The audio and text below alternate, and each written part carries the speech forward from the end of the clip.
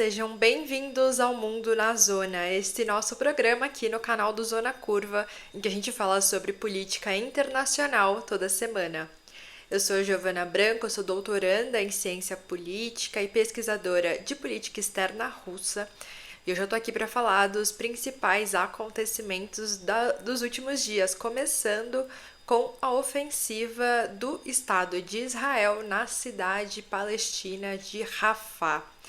Na última semana, a Corte Internacional de Justiça fez um pedido ao Estado israelense para que cessasse qualquer operação na cidade.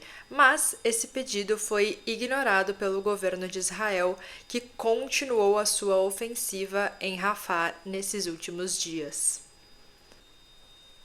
A justificativa dada pelo governo israelense para descumprir o pedido da Corte Internacional de Justiça foi que seria necessário matar qualquer tipo de terrorista do Hamas que ainda estivesse ali na cidade de Rafah, que fica na fronteira com o Egito e que abrigava muitos palestinos que haviam se deslocado na faixa de Gaza, inclusive por pedidos do próprio Estado israelense.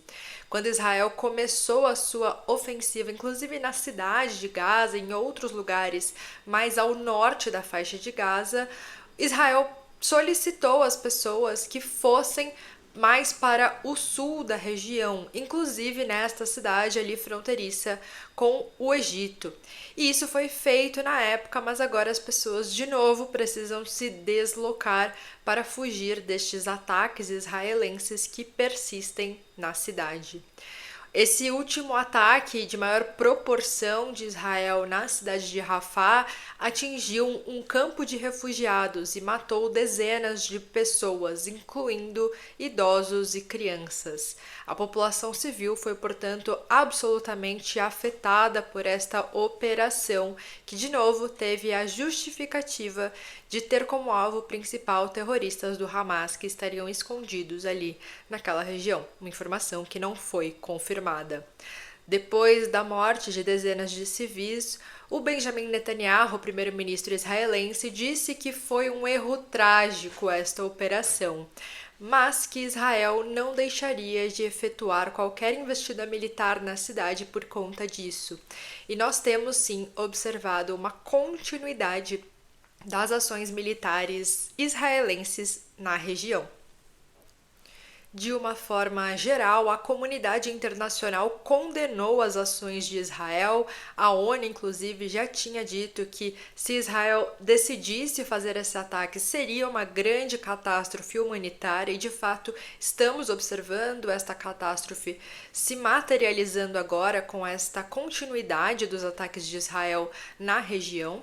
E na última terça-feira, militares israelenses já disseram que tropas vão continuar sim na cidade de Rafah, agora em confrontos mais em quarteirões, né, tentando justamente ganhar mais território e pressionar qualquer terrorista do Hamas que continue em Rafah a deixar a região.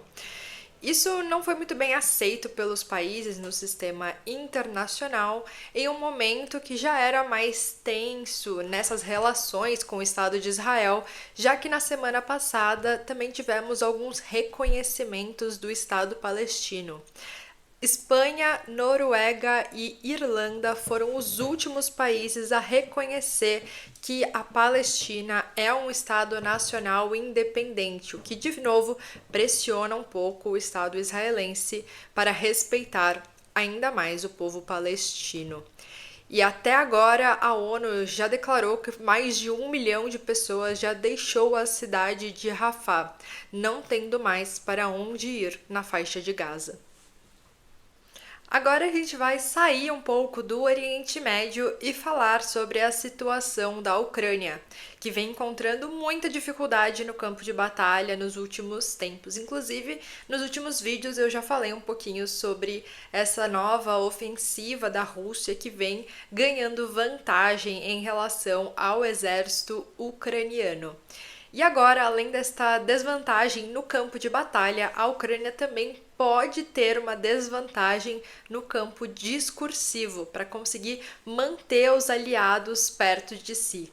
Isso porque existe um temor internacional sobre o fim da democracia na Ucrânia. O mandato presidencial do Volodymyr Zelensky já se encerrou nos últimos dias, e ele continua no poder por meio de lei marcial. Portanto, ele não tem mais a mesma legitimidade de um líder democraticamente eleito.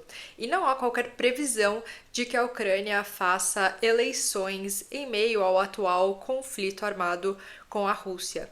Então, é possível que, se esse conflito se estender mais no tempo, a gente veja algumas críticas internacionais sobre o governo Zelensky, que não foi capaz de garantir o governo democrático ou mesmo qualquer tipo de instituição democrática durante este conflito, que no meio discursivo é justamente um conflito de uma democracia contra um governo autoritário, que seria o governo de Vladimir Putin na Rússia.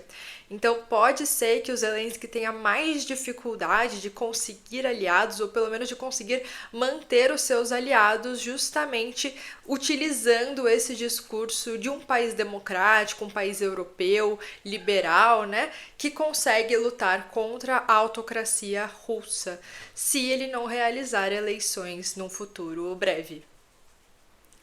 Mesmo assim, isso não impediu o presidente ucraniano de pressionar ainda mais os aliados da OTAN para enviarem novos armamentos à Ucrânia. Os aliados da OTAN baniram que a Ucrânia utilizasse qualquer armamento de origem ocidental para atacar a Rússia no território russo de fato. E isso vem causando uma desvantagem para o exército ucraniano, que não consegue muitas vezes responder aos ataques russos e, obviamente, também não consegue atacar a Rússia onde é mais importante para o governo russo, que é o seu território.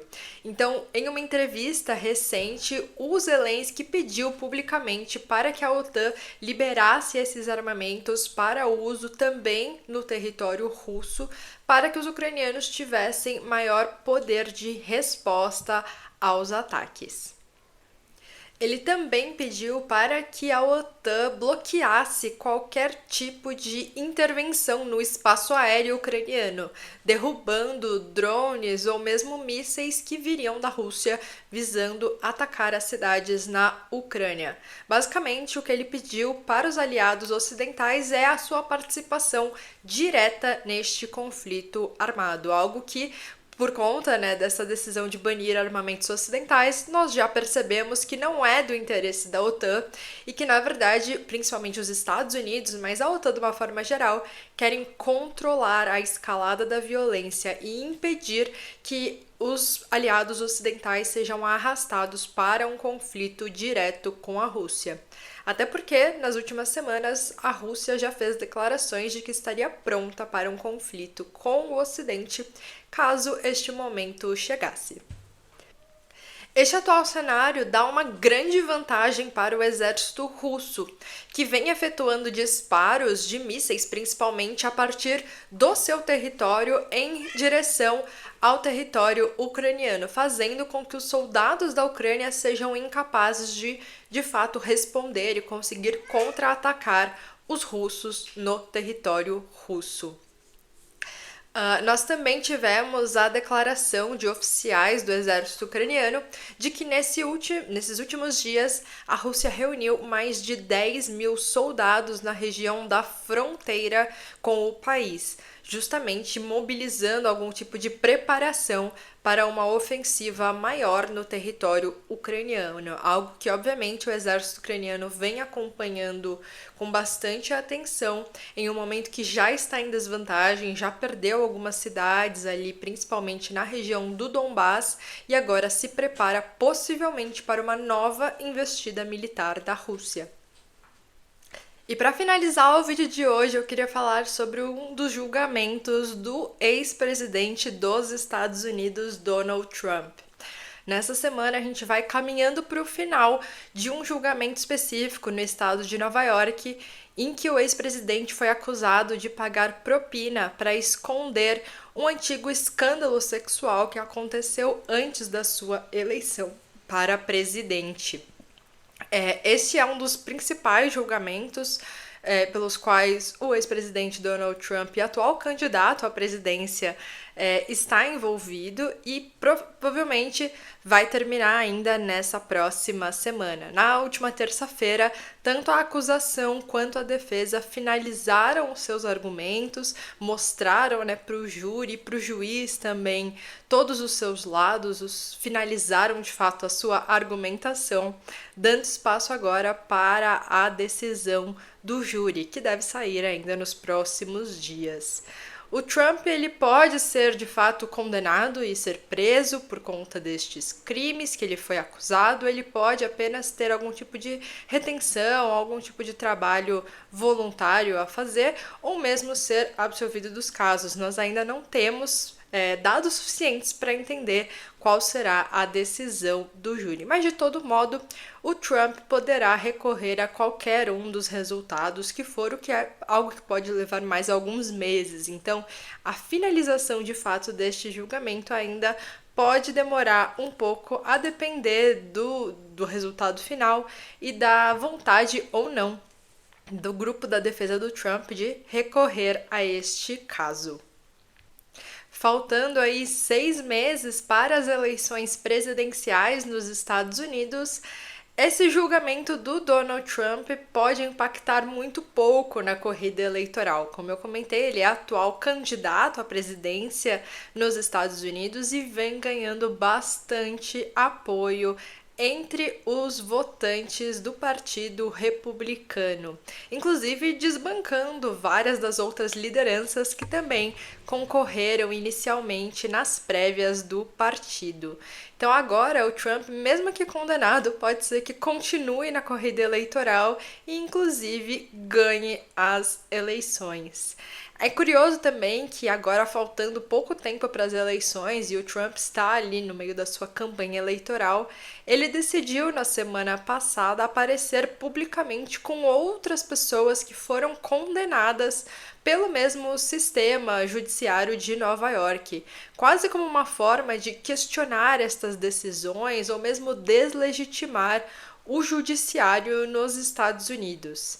Ao longo da sua primeira campanha, o Trump falou muito sobre a importância, as bases da ordem e da lei nos Estados Unidos. E agora ele é, de fato, a pessoa que mais se coloca contra justamente estes princípios, principalmente aqui contra a lei do país. Então, ao se juntar publicamente com outras pessoas que também já foram condenadas ao sistema, ele de alguma forma apela a um público muito diferente entre os eleitores, né? Um público que desacredita completamente no sistema judiciário, desacredita em todas as outras instituições democráticas nos Estados Unidos e não vê problemas em um presidente que está tendo uma série de julgamentos em curso assumir o poder novamente. É isso, eu espero que vocês tenham gostado do vídeo de hoje. Se tiverem qualquer dúvida sobre estes assuntos, comentem aqui embaixo e a gente se vê no vídeo da semana que vem. Muito obrigada e até o próximo vídeo.